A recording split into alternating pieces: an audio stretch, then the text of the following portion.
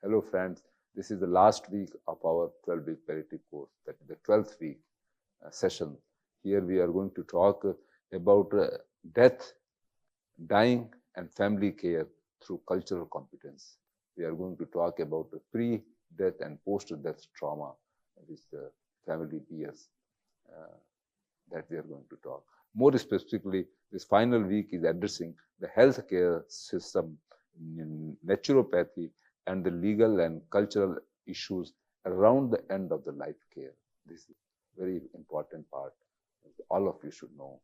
And it also teaches the grief support and the post-death care, including Hindu rituals. In Hindu rituals, how things are dealt and how they are correlated with the modern psychological tools that we are going to talk about. We are trying to have a modest comparison of our Hindu rituals and the modern psychology in this class. And the goal is to equip our learners to handle the full palliative care spectrum of compassion.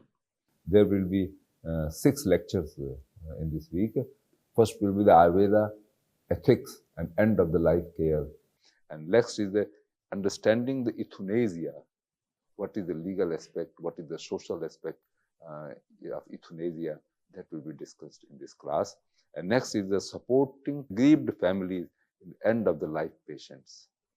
We will discuss that, and we will discuss the post-death care of the family. The patient has died, but the trauma which has been left with the family, how that is handled, that will be talked about. As a palliative caregiver, you were taking care of the patient, but once he has passed away, you have to take care of his family also, so that they can get rid from the trauma and they can come to their normal day-to-day life. That part of learning is very important. And lastly, I have arranged a talk to discuss about the summary of all the integrative approaches which we have discussed so far in the 12 weeks and how they can be clubbed together to give dignity to the patient, comfort to the patient, and other goals of the palliative care.